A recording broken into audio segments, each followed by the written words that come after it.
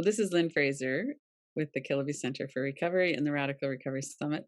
And I'm really happy to be here today with a different hat on. Terry Wellbrook from the Healing Place podcast is going to interview me about the somatic inquiry, the mindfulness practices that I do with people. And I'm really happy to be here. Terry has interviewed me before for her podcast. And so when I was thinking of someone who I might want to have a chat with about my work, you came to mind right away. So, Terry, Awesome. why don't you go ahead and we'll just start? Maybe introduce yourself a little bit, though, and just kind of let people know who you are and what it is you do. Absolutely. Thanks, Lynn. I feel honored to be here with you and be a part of this event. Yeah, so I host and produce the Healing Place podcast, which I'm very excited has now been downloaded in 80 countries around the world and continues to blossom in its reach, trying to grow the YouTube channel and the video part of it. But the audio part is, yes, continues to blossom on iTunes and Spotify and now Amazon Music, Pandora. So Mm. anywhere you like to listen to podcasts. But I also write a monthly Hope for Healing newsletter. I'm finishing a book titled Unicorn Shadows: From Trauma to Triumph, a Healing Guide, and about my trauma journey, but not just the trauma journey, but lessons I learned along the way, like resilience and strength and courage, and then exercises for the readers to embark on, should they choose to, for their own healing journeys. And then, oh my gosh, what else do I do?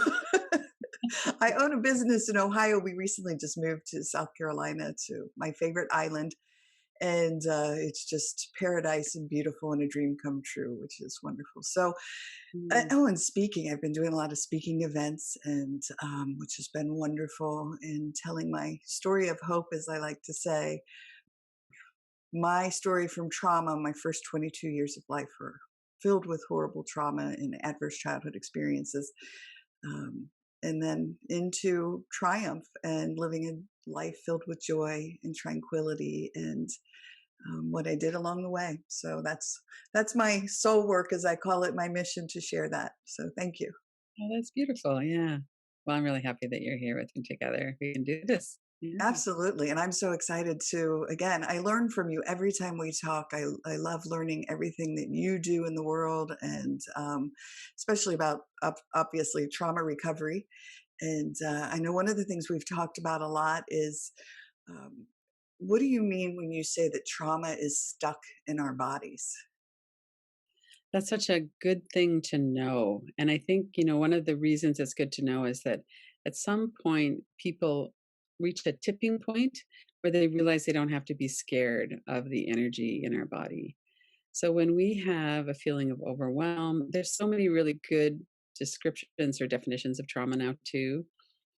Gabor Mate's is still one of the ones that I use a lot, and that's that the effect of trauma is when we disconnect from ourselves, from our sense of value.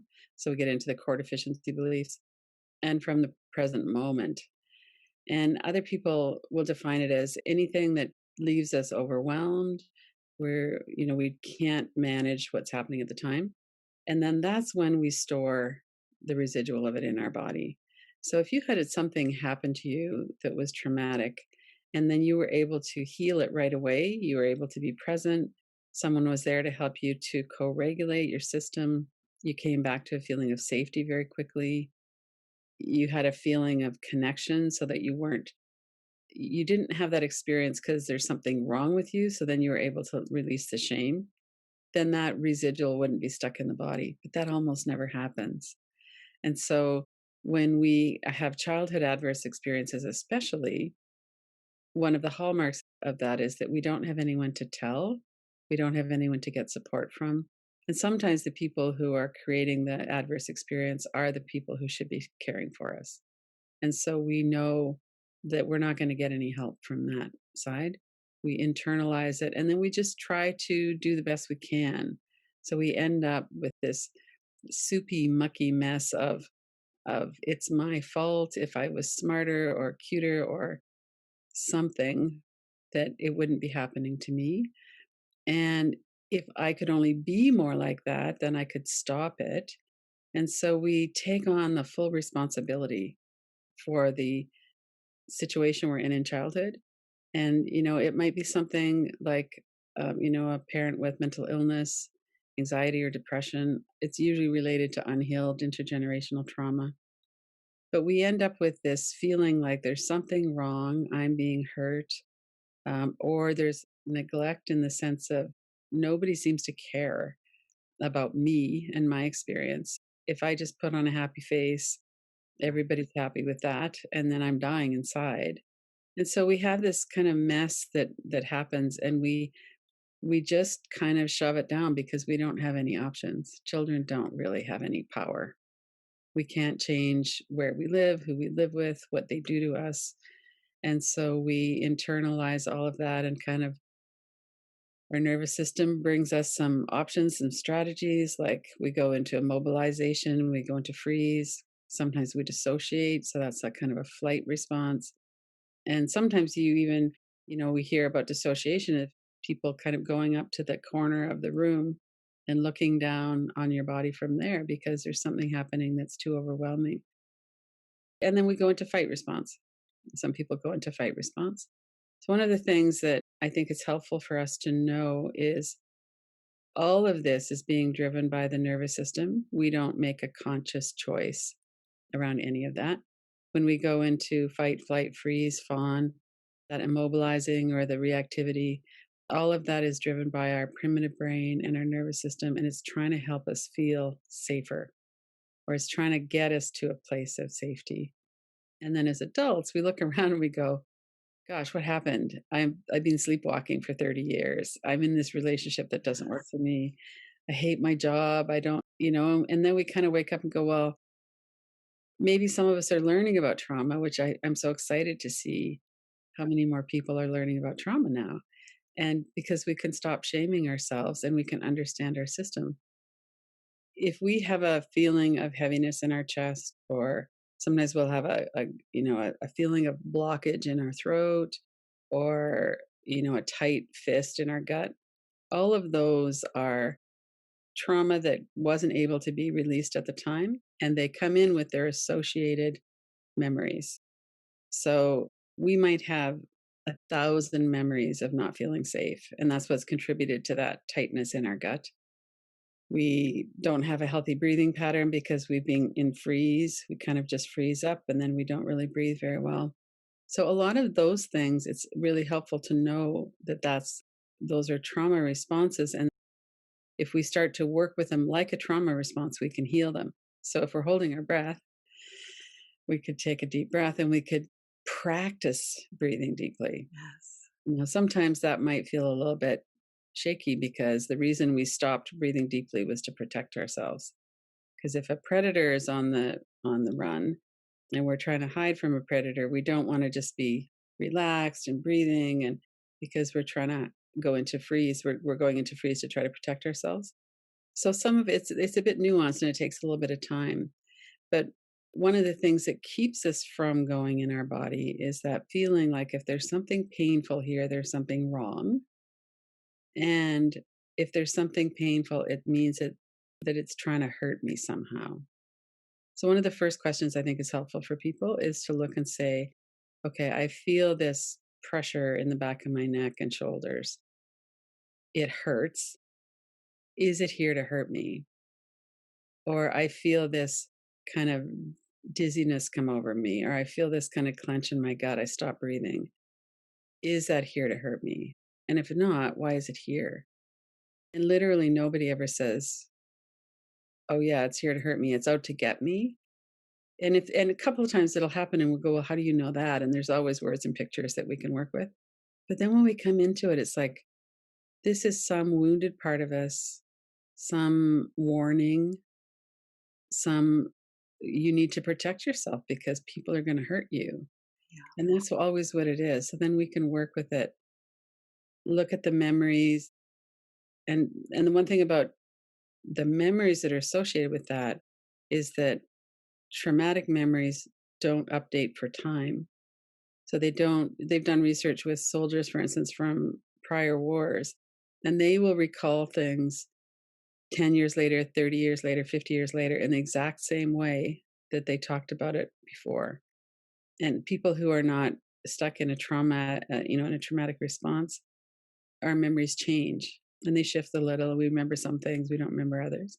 And so, what we're doing with this mindfulness somatic inquiry is we're staying in this moment in time and then recalling the memory. And sometimes there's, a recall memory with specifics, and sometimes it's more of a felt sense or an energy. But we're bringing it into this moment in time when, in fact, our bodies are safe and we can be safe for ourselves. So that's what a long answer to what do you mean about trauma stored in the body, and that people are reluctant to go into the body because it felt overwhelming at the time. It felt we were powerless at the time, and we don't want to experience that again. Yeah. And so we find ways to get away. Thank you. Yes, Mhm. and so true. I mean, there were so many things you were saying. I was like, "Oh my gosh, yes. Oh my gosh, yes," because I could so relate to it. I had 25 years of severe panic attacks after that second bank robbery and murder that I was involved in when I was 22, and um, for years I did. I thought my panic symptoms were trying to hurt me, and now if I feel anxiety arise or panics, I don't have panic attacks anymore because of Mhm. the work I've done, but if I start to feel the sensations, I can take a step back and say, what lesson do I need to learn here? And Right. yes, and journal on it or do whatever I need to do my grounding work, staying present in the now, lots of mindfulness practice stuff. But yeah, uh, Yeah. Yeah. Because beautiful. something has activated that. One thing that's I think so helpful is that our nervous system is not random. We Yeah, don't randomly have a panic attack. We have a panic attack because there's a high level of threat. And the threat might not be accurately perceived. And right. Stephen Porges talks about neuroception and skewed neuroception if you've had trauma. We don't accurately perceive threat. So we might be reacting to a threat that was real when you were 22, and it's not real in this moment in your home. And so if there's something coming up, it's a memory, a muscle memory, a felt sense. And there's a lot of people now that are starting to look at where exactly and how exactly is trauma stored. It seems to be stored in the fascia, the that thing it's in all the muscles, it's in all of our tissues. It connects us. It's our connective tissue. And so that's what we kind of tighten up and we could relax, and then we could kind of let that release out of our body. And as it releases, then we're not as susceptible to the triggering anymore too. Things don't activate us in the way we do. We come down from that hypervigilance into a more appropriate level of vigilance. Or we come up from being frozen and not being vigilant to a more appropriate level. So it works kind of from both directions. Yeah. I Hmm. just started reading about and hearing about fascia, and I started qigong, which is Yeah, cool. energy work, and on Monday evenings. And it's, oh my gosh, it's so amazing because we do that work on loosening up and releasing um, fascia. And it really is amazing how Mhm. just doing that type of work and energy work can, well, and what you just said about, being triggered, the journaling part of it, I can find what the triggers are if I'll just journal on it a little bit and say, "Oh, that's what was arising," or "That's what I felt was happening." Yeah, Mhm. yeah, Yeah, and then we have the opportunity now from our adult self who's more resourced and who understands things. And then we have that opportunity to really make friends with ourselves and to, okay, what is it that I'm being triggered or activated around? Okay, I can see that it's, that look on someone's face reminds me of that look on someone else's face. And I go into a very appropriate response because it feels dangerous. It's how our mind works. Our primitive brain is always making associations. So if we get a similar look or if there's a similar tone of voice, a deep booming male voice can sometimes, even if they're not angry, it can sometimes trigger fear. And so our associations are something that we can kind of stop and look at. And that's one of the things I like about the Killaby inquiries that I work with people on is that we look at thoughts as words and pictures, and we can hear words. Sometimes people can put them up in their mind's eye, and we can look at it and say, what is that trigger? And journaling is one way. Looking at it is another way, staying in our bodies in the present moment. There's so many ways to do that. And then we become kind of free of it because we have a direct experience of safety. So we look around the room and go, my body is safe right now. And we recall that look on someone's face, and we can, do some tapping, or we can put it in a Yeah, frame. We can do all of those ways to remind ourselves that that's not the situation we're in right now. Right now, we're here, our body's safe, and we're looking at these memories and healing them. And then the next part of that is, how can we connect? So Gabor Maté talks about we disconnect from ourselves. And part of that disconnection can often turn into a mean, nasty inner critic. What's the yeah, matter with you that blah, blah, blah? Here you go again. You're overreacting. You're too sensitive. And some of those things are things we heard when we were children, and some of them are just things we hear from the culture. Or we live in a very aggressive culture. And to be able to pause and get in our body and connect with that, for you, that 22-year-old, you must have been terrified when that happened. right, And then you had a lot of other experiences as a child, as I had a lot of those experiences as a teenager. So I'm vulnerable when that comes up, especially if I'm still disconnected and shaming myself. So taking this time to just slow it all down, come into our body, because coming up into our head is a flight response often, and then we don't feel it in our body. So all of those ways that we work with it help us to release the triggers. If I don't believe that there's something wrong with me, then that look on someone's face of contempt doesn't hit me the same way as it would have. Doesn't land the same. yeah, Mhm. excellent. You said the word practice earlier, and I love that idea of that. I mean, practice is so. I know you do your daily meditations, and uh, it's practicing these calming strategies that you do and help others do is just so important.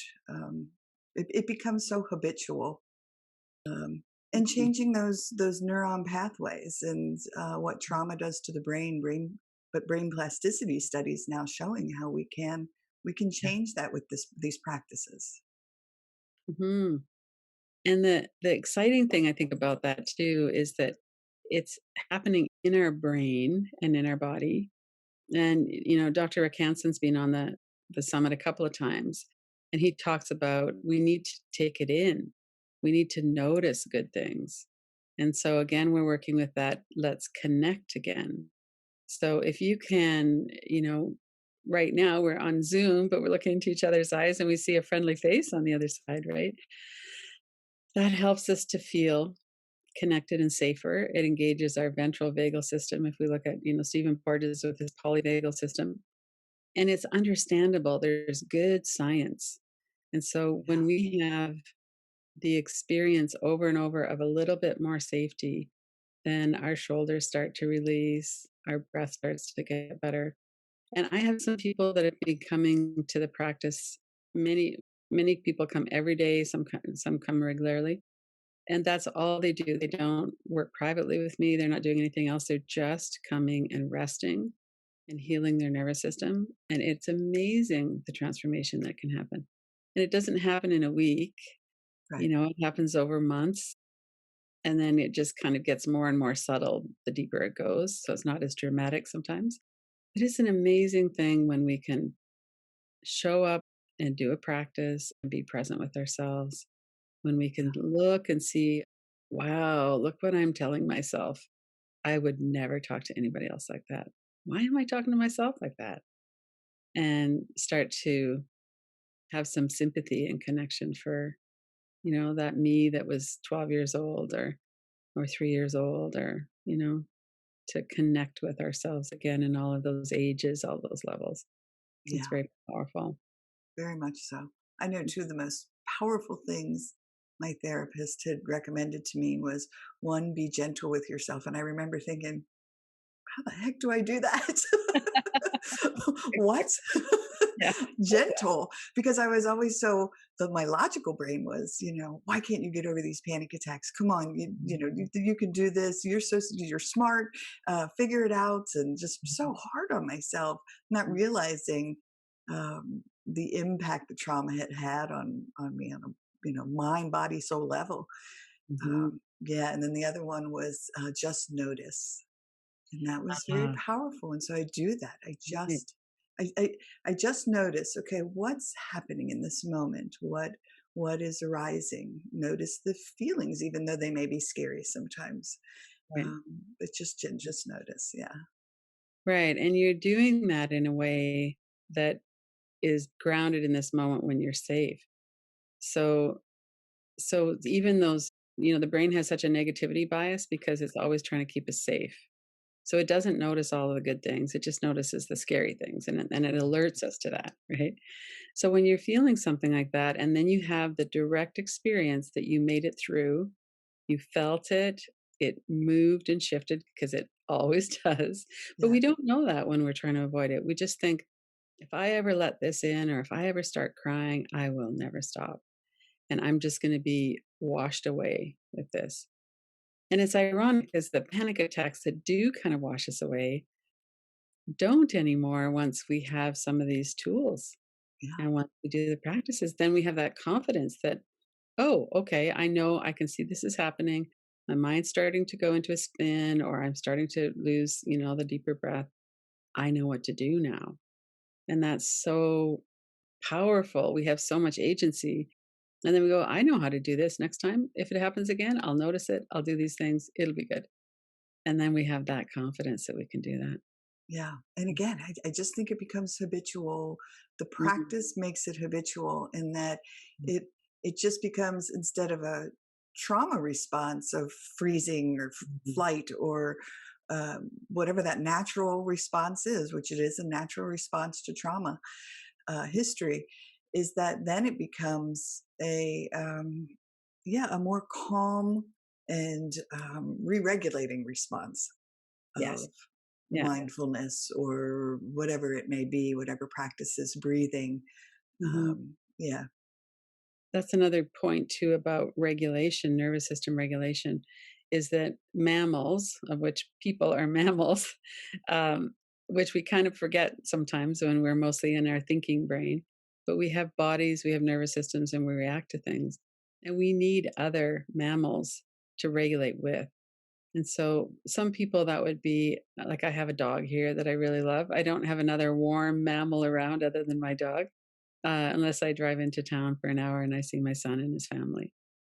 And right now with COVID, there's a challenge for many people around that. So if you happen to live with people and you like living with them and you feel safe living with them, then you have that you can co-regulate together. And this is a real factor with parents too.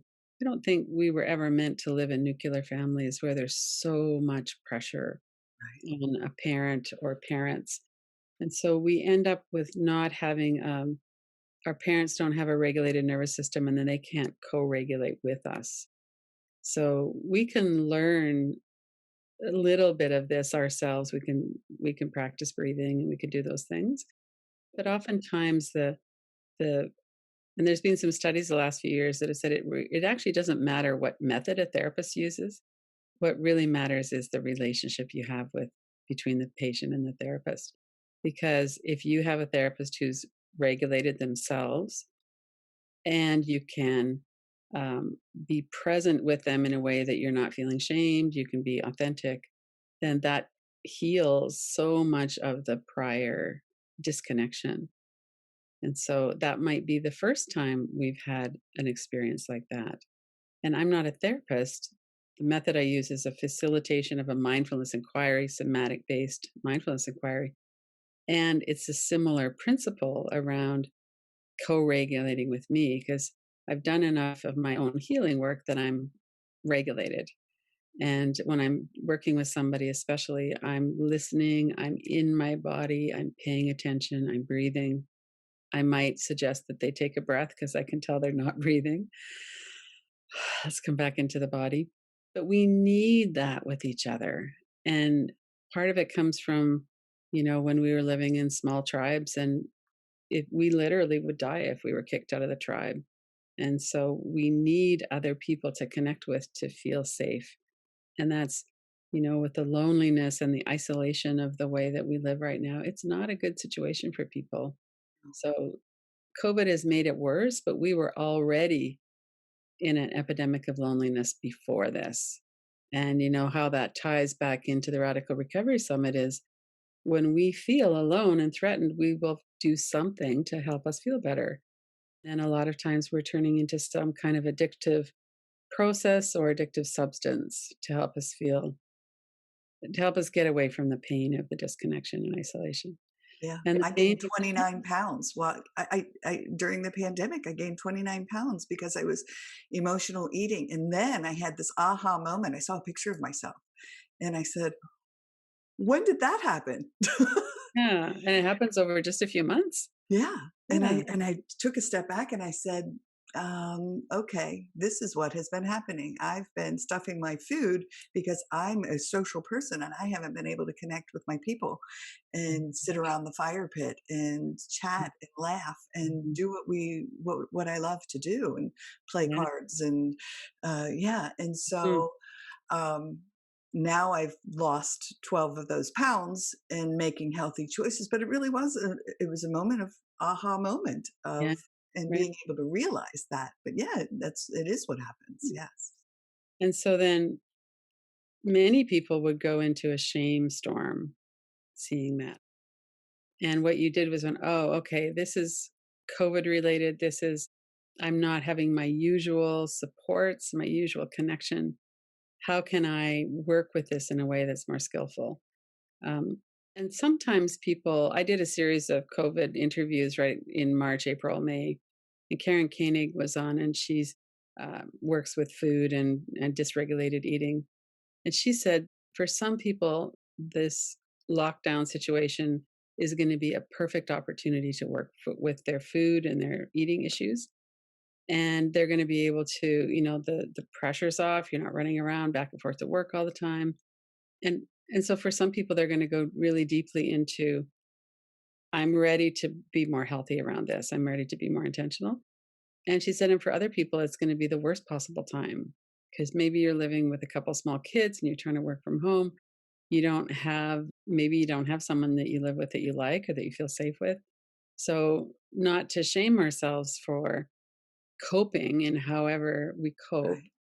and to try not to let it snowball into a complete disaster, but to really be kind with ourselves because our nervous systems are alarmed.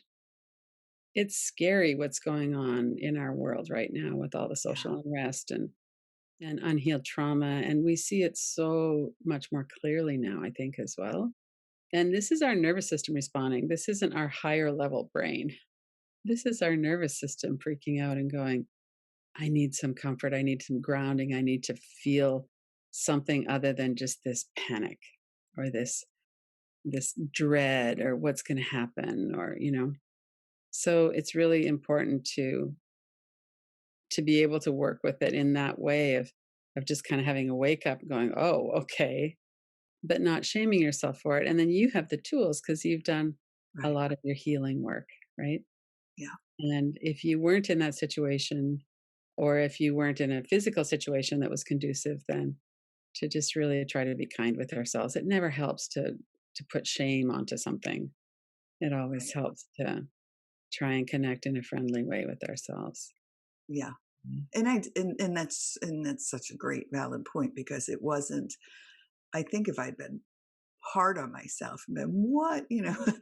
I'd have dove into another bag of chips. Um, but instead, I really looked at it and took a step back from it and said, Mhm. "Okay, yeah, what's going on here, kiddo?" Yeah. Yeah. Yeah. Yeah. In a supportive way. Yeah. One of the things that I would love for you to talk about is Stephen Porges's "Safety is the treatment." Can you talk about what that means? Yeah, that's such a profound statement. And one of the other things he says is that safety is the absence of threat plus a feeling of connection. So, getting back to this co regulation, as human beings, we need to be in, we need to feel connected. We need to feel like we're in some kind of social circle, family circle, community, extended community. And so, safety is a treatment when he's talking about it in terms of a therapy relationship or something. Could mean that we feel safe with a therapist. We're not going to be shamed. It could also mean the same thing in interpersonal relationships. Um, and this is where it kind of gets a little bit tricky because we all have our go to strategies. So if somebody has a fight response to feeling threatened, and someone else has an immobilizing freeze response to feeling threatened, and they're living together during COVID, the person with the fight response might go into some pretty unhealthy anger and shaming, which is going to make the person in freeze go more deeply into freeze. And the person in freeze might be really frustrating to be around because it's like trying to interact with a blank wall, you know? So when we're deeply into freeze, and we can be emotionally in freeze too, as a lot of the threats now aren't physical as much as emotional, but it can just feel like we're not really there. And we can be in that kind of some kind of a freeze, like a denial of reality. We don't really see things clearly. Sometimes it's we're off in our head a lot. Sometimes it's that we're fantasizing about the life we'll have once, to do around with weight. Once I've lost that 30 pounds, this is going to be my life. And I remember thinking that when I was a lot younger.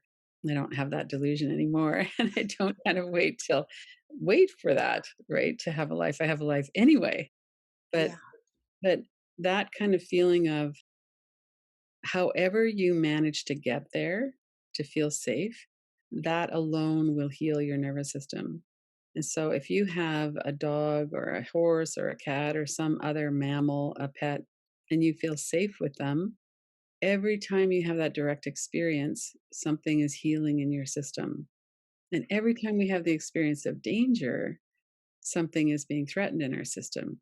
And so it's all about trying to have enough positive experiences to build the neural connections in the brain so that we can start to let our positive experiences transform our brain. And so, like Rick Hansen talks about, pay attention 10 seconds, 10,000 times, he says. Or, 10 or 15 seconds of just noticing, somebody smiling at you in the not so much in the grocery store anymore. Maybe when you do curbside pickup, Right. they're smiling at you. Or we smile at somebody or we make a connection with them. And there's this disconnection from ourselves because we could be unsafe for ourselves as well. And that happens often when we have the inner critic or when we have a lot of shame. So if every time we notice that we're starting to go into a panic attack or we're going into, here's another night that's just wasted because I've been watching TV or Netflix the whole time, and we go into a shame or an attack, then our experience with ourselves, our direct experience with ourselves, is one that we're not safe. Yeah. So how are we going to handle that? Mostly we go up into thoughts. So we might get into real catastrophic thinking. Certainly the inner critic, that nasty inner critic, is a big problem for many of us. And one of the ways that I've worked with that has been to see it. And I don't have that anymore. I don't ever shame myself anymore, which is such a relief. Um, but people who had a really nasty parent who did that will often have those really installed in their nervous system and in their brain. And I didn't have that. I had an emotional distance and I didn't really think anybody cared about me. But I didn't have a contemptuous parent who was Yeah. demeaning me all the time. So that's a different kind of a situation. And oftentimes the inner critic is so harsh. So Pete Walker and his book Complex PTSD has been a really important resource for a lot of people. He talks about from thriving, from surviving to thriving.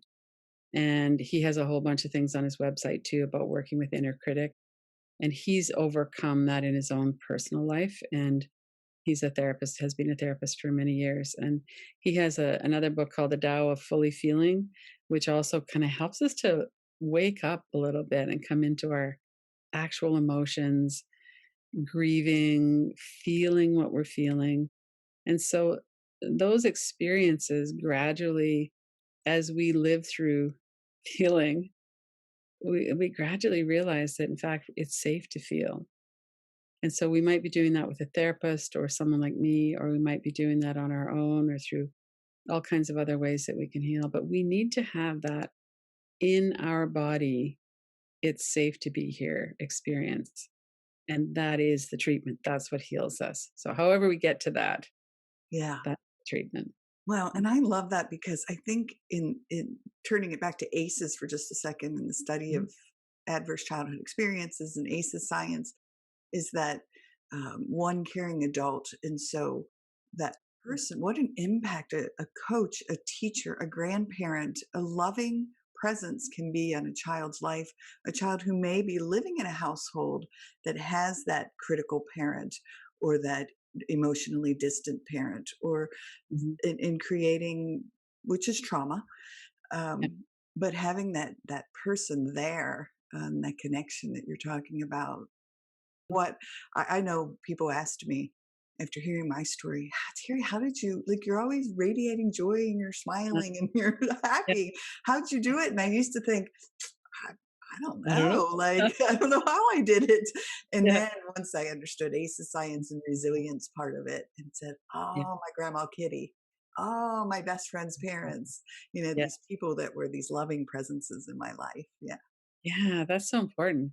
And that's something that we can be for ourselves, but also we can be that for other people.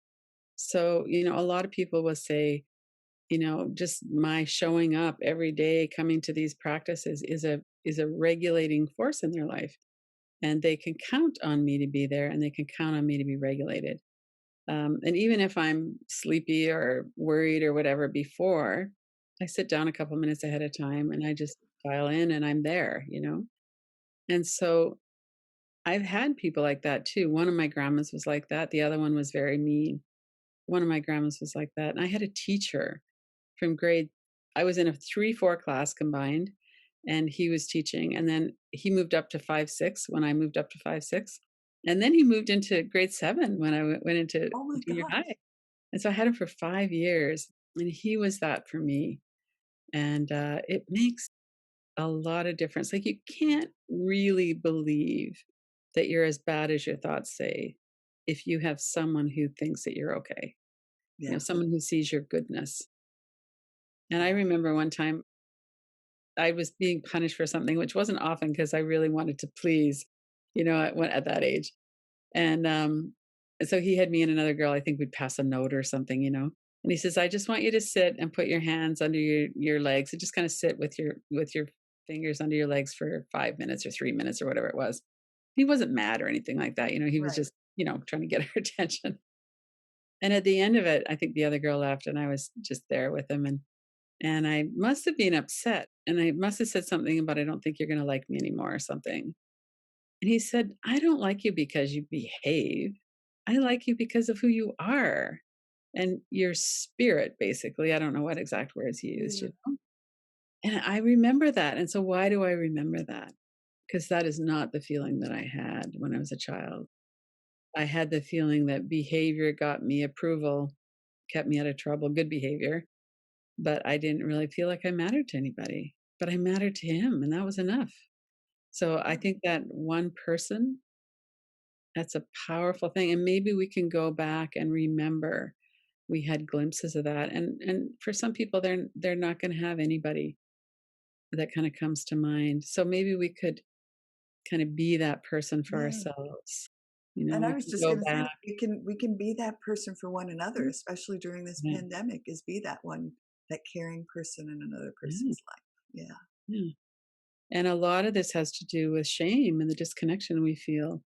And so if we can look in someone's eyes and say, "This is how I feel," and the person is safe for us to be with, and so they say, "I get that," or whatever it is, we have that sense of they're not shaming us. They don't think any worse of us because we had that experience.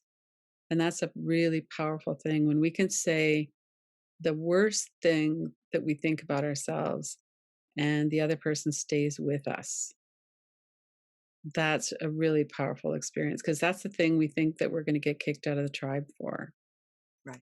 So instead of being kicked out, we're met and we're like, yeah, that's common. I know about that. I felt that. You're not a bad person because you feel that way or because you did that thing. A lot of things that we do, I've done some things that, I really wish I hadn't done. And I've been in freeze and not seen some other things that I really wish I'd seen at the time. But I wasn't any more healed at that time than I was, and I didn't have the resources then, and I have them now. So now I can kind of be present and kind, and I've done a lot of work hanging out with my teenager, and she's a pretty cool kid. It's not how I felt at the time, but yeah, there was just so much suffering there, and so Yeah. it's good to be able to connect again. Yeah. Well, let's steer a little bit towards unhelpful beliefs. So, can you help us understand a little bit more about that? Right. So these are primarily unconscious. Sometimes we know, but oftentimes they're unconscious. And so one of the things that Scott Kilby and Dan McClintock, when they were developing the Kilby inquiries, came up with was how do we figure out what those are? Like, how do we see those? So we might have a sense that, going back to core deficiency beliefs, that we believe there's something wrong with us or there's some shame lingering. And if we've had some kind of an addiction or something like that, there's a lot of shame that's just associated with that too. But we also have this shame that there's something wrong with our nervous system. There's something wrong. I feel broken. I feel helpless. I'm never going to get this figured out.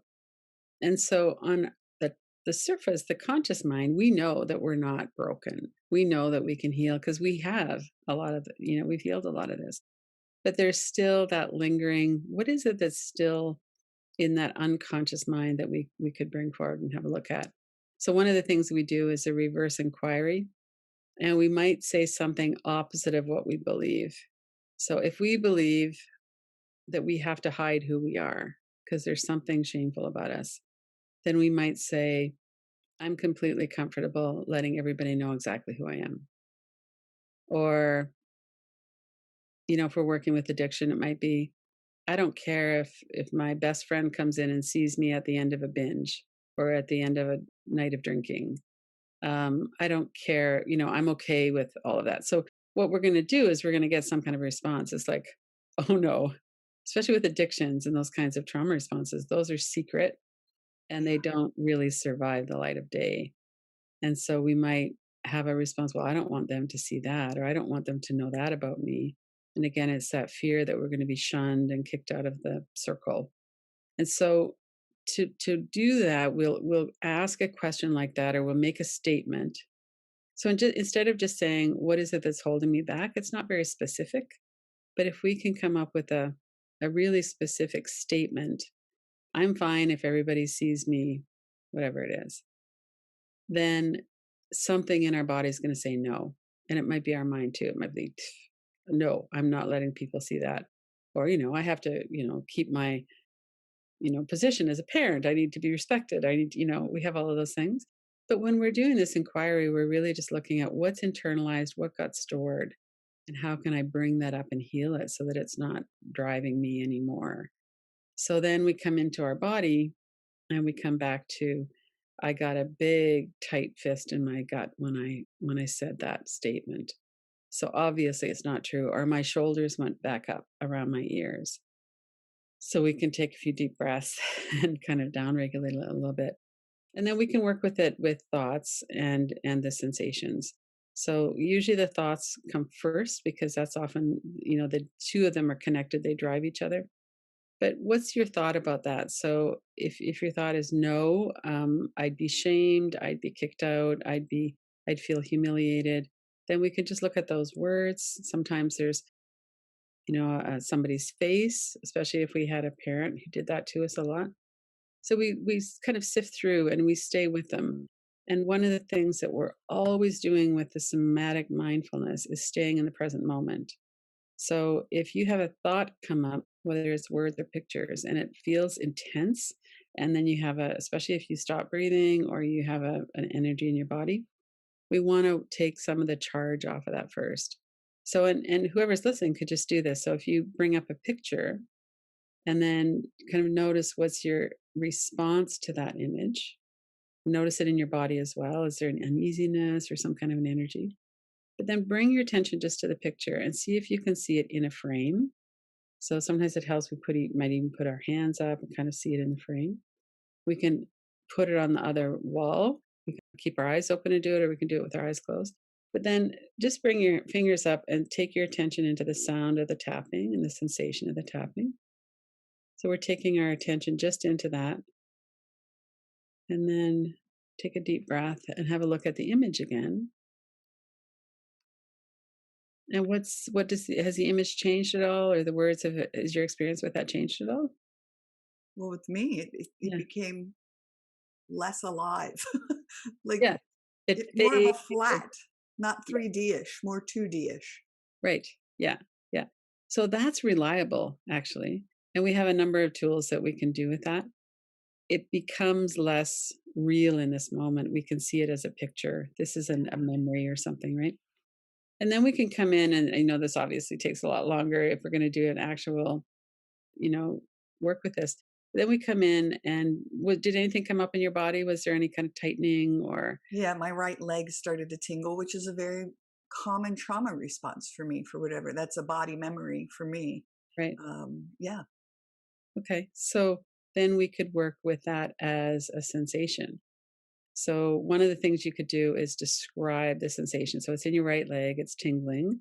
Does the tingling move around, or is it kind of steady? Like what's your more like a pulsating, like a okay. almost like an adrenal surge, but just in my right leg. Okay. Yeah, Okay. And is there any kind of activity that you want to do? Like do you want to run? Do you want to move your leg? Anything like yeah, that? like stretch it and move it and just get Right. it Right. moving. Yeah, Okay. And does it move up into your torso, into your body at all, or does it stay in your leg? it stays there. Right. And now it's So dissipating, moving around just that little bit, right. Right. dissipated. Yeah. Yeah. So when we have a sensation like that, arms or legs, it's often that we need to complete an action that we couldn't complete at the time. So Ah, moving the body is very, very helpful because you're not immobilized right now. You're free to move your leg, right? yeah, But at the time, you might not have been. And so it can help us in our nervous system feel that it's safe enough to do that. And then we could stay with that. We could go, what does this mean? Why is it here? And you might have thoughts come up, memories come up. We can look at them because thoughts are words or pictures again. And we just kind of keep going back, and we just keep kind of noticing what's here. Is it a threat? What's it here for? Sometimes we might also look at how old does this feel? Like, is this something that I remember from when I was 3 years old or 10 years old? Is this something that I remember after something significant happened? So for you, do you remember that from childhood yeah. or It just came to me. It was 9 years old, and my dad was hitting me. Yes, right? yeah. I Yeah. mean, that was a very odd sensation, and I was very trapped. And yeah, and he was telling me, "Don't move," because he was hitting me with a belt. Right. Yeah. Mm. Wow. Wow. Yeah. So then we could work with that. You could work with the images, you could work with, the words, don't move. Yeah. Yeah. So it's good to know that that's what that is. That's It amazingly cool. it is, isn't Yeah. it? Yeah. Wow.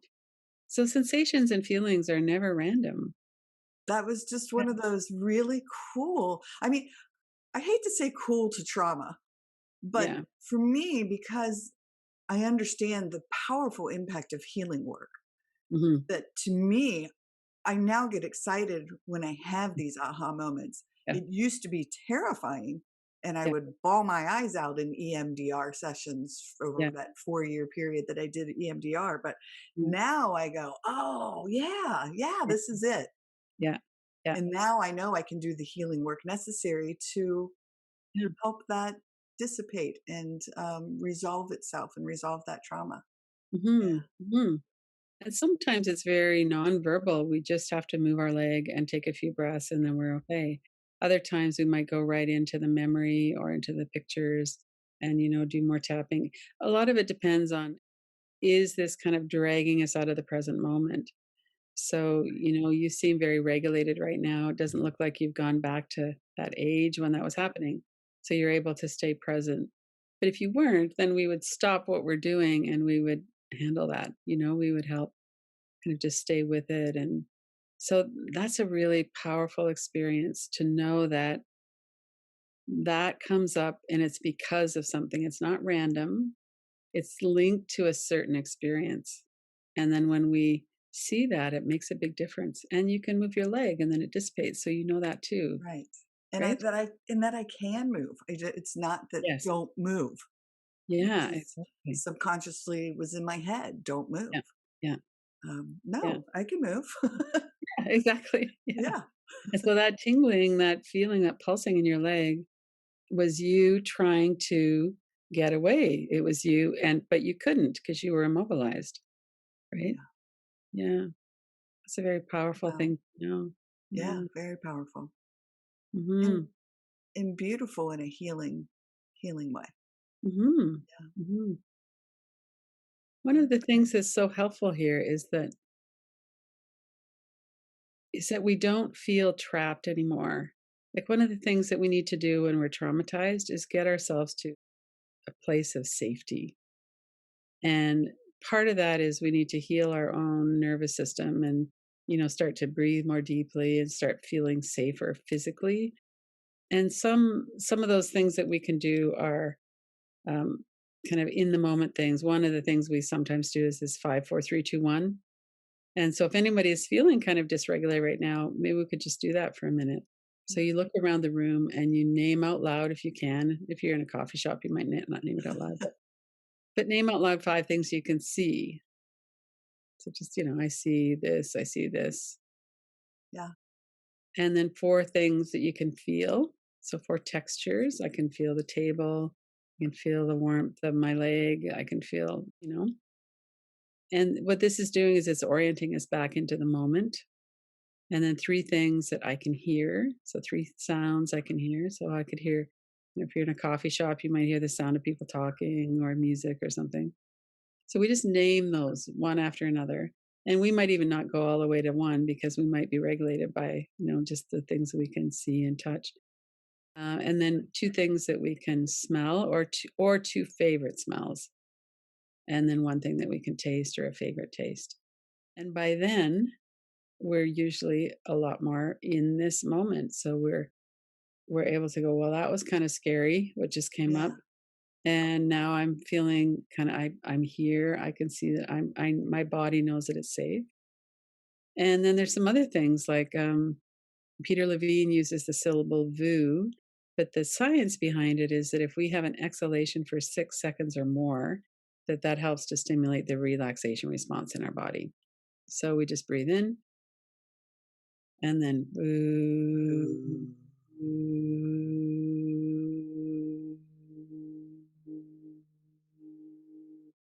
and then take another deep breath. And we could do that 3 or 4 times. And then we can kind of feel that vibration in our yeah, chest. So there's a lot of wonderful tools. And I have actually a tab on my website called Emergency Practices. So if anyone is resonating with some of these and they want to go find some more, there's a lot of good ideas on there. Another one is to hold your own hand, to feel the warmth and support of your hand. I mean, that's such a simple thing. Or to give ourselves a hug, or, there's a lot of different ways. Take a few deep breaths is another one. So this whole somatic meaning in the body, and mindfulness meaning we're aware of what's happening, we're here, we're present. It's a powerful approach to healing trauma. And then as we heal, what's left is the joy you were talking about. It's what are we interested in doing? What are we, if we're in a state of freeze or immobilization, we're not going to be interested in anything.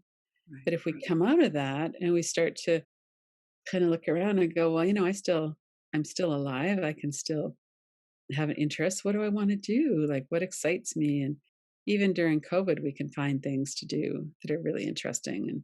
And oftentimes then we'll find other people that, you know, like you and I have found each other, Yeah, yeah, that we resonate with and we enjoy being with, and that can be a wonderful kind of an enlivening practice too. yes. Mhm. And I love that you said practice again, because it really is Yes. about the Yeah. practice. The practice of, um, when I walk outside this morning and I saw my hibiscus had bloomed like 5 flowers, and I just stopped Nice. and paused and said, "Oh my gosh, this is so amazing and so beautiful." And just practicing being in the moment and savoring the joy, of just Mhm. those flowers. And Mhm. yeah, There's a lot of beauty in the world. yeah, for Yeah. sure. Yeah, awesome. Well, I have a really quick story to tell you in Mhm. relation to what you just talked about, only because this was so powerful for me. I flew back home last month to see my elderly mother, who will be 85 December 7th. Mhm. And so, flying, my 14-year-old daughter went with us, and we were in a very empty flight. So, it was wonderful. We had our masks and had my wipes and wiped everything down before we sat down, but no one around us. So, flight down, great. Didn't take Xanax, which I always used to have to do when flying because I would have heightened anxiety, and panic attacks back a Mhm. while ago. And no issues. Flight down. Flying back home, I was doing great and coloring my Zen coloring book with my gel pens, and it was very peaceful when my daughter leaned towards the window to take a picture. And instantly I went to, oh my gosh, we're 36,000 feet above the earth. She's going to fall. And it was just, again, just an irrational fear, Right, right. which logically I know she's not going to fall out of the plane 36,000 feet. And see my legs tingling again. Isn't that wild? Ah, Uh, ah, but so my instantly, like, panic, yeah, anxiety, everything went quick up. yeah. Well, because of all the practice I've done and the mindfulness work, I did exactly what you just talked about, the 5 4 3 2 1, which is my favorite go to. And instantly just started feeling the arms of the chair that I Mhm. was sitting in the texture of I had my little, um, tray down in front of me, and it Oh, had yeah. little ridges and bumps on it, and it was cool to the touch. I had a Nutri-Grain bar in my lap, and I took a bite of it Mhm. and paid attention to the flavors of the strawberry. And I just started doing all of those. And meanwhile, as I felt myself starting to come down and calm, I would take a deep breath. Um, And I started to stretch my hearing to see how far away I could hear a sound, like somebody way in the back of the plane, if I could hear them mhm, talking. And mhm. again, by the time, within a minute, Right. I was right back to, okay. And I went back to my coloring. That's But awesome. I was able to do Mm. that because anybody, it was so habitual, and it was such an automatic response because I practice 5 4 3 2 on mindfulness every day. Yeah, Yeah. yeah. That's incredible, isn't it? Yeah. Yeah. So instead of escalating up and escalating or maybe ordering a couple of shots of something from the Right. flight attendant, Right. you just you recognized it was happening, and then you went right into the tools. Yeah. And that gives us such a sense of agency, which is the opposite of what we felt when we were children, Right. when we didn't really have the power to change our environment. But we do now. So what a Yeah. wonderful story to end with too. Yeah. Thank you. Yeah. Thanks. Well, thanks Yeah. for letting me share it, because again, I love the work you do. Well, I just adore you. Your energy, what you were talking about before. Oh, it does. It brings a sense of calm into Mm. my being. And that's that connection. You're that one caring person right now in this moment with me. And Mm. Yeah, and you for me too. It's wonderful when we yeah. can have that mutual exchange. Yeah, for sure. Well, All thank you right. so much. So let's go into where people can connect with you. So Okay. your website and that kind of thing. Oh my gosh, yes. Well, thank you. So, yes, people can find me at terrywellbrock.com. So it's TERI, one R, WELLBROCK. And yeah, there you can connect with the podcast. There's links for the podcast, but also on Facebook at the Healing Place Podcast. And then on YouTube, it's also at Terry Wellbrock. Mhm. But I think if you type in the search, the Healing Place podcast, it pops up to my channel, which is wonderful. So thank you. Yes. Cool. Yeah, thank you. Yeah, and if somebody wants to get a hold of me, my links are on the Radical Recovery Summit too, but it's lynnfraserstillpoint.com. And that kind of carries through Facebook and YouTube and Insight Timer and all of those as well. So I'd really encourage people to get in touch. And if you'd like to come to my daily practice at 8 a.m. Eastern, it's every single day. And by the time this is aired, it will be running, we'll be into a couple months into our 6th year of daily practice together. It's a beautiful community. And then we have classes on Sundays. Right now, we're working with being grounded in these chaotic times. We're working with the polyvagal theory and our nervous systems, part of which we talked about today. So, yeah, so I just really encourage people to get in touch and watch the other interviews in the Radical Recovery Summit. There's such an interesting group of people. And, we have someone who's working on unschooling. And Akila Richards talks about that and how to deprogram ourselves. And, Scott Killaby talking about chronic pain and how to really work skillfully with these challenging situations like nerve pain, and all kinds of other people that are just so interesting to talk with. And Stephen Porges as well. He's part of this year too. So yeah, so get involved and learn. I think that one of the most important things is that we can learn about our nervous system and our mind. We can start to intervene in things that aren't healthy for us, that are causing us suffering. And then we're free of the suffering or more free. It's a process again, but it's really, really possible to heal. And I think that's kind of the way I'd like to leave it, is just with that encouragement and to know it's possible. Yeah, Mhm. for sure. Well, thank you again for shining your beautiful light of hope and Thank you. helping guide others along that healing journey. Well, thank you. And thanks for being on here and having this conversation. It's been fun. Absolutely. Thank you. Yeah. Thanks, Terry. Welcome to the 2021 Radical Recovery Summit, presented by the Killaby Center for Recovery. This is Lynn Fraser, your moderator. This year, our theme is Feel It, Heal It, a new paradigm of recovery, featuring a diverse group of thought leaders and innovators, people who are working on the ground in the new field of addiction recovery. Go to radicalrecoverysummit.com to sign up and watch free.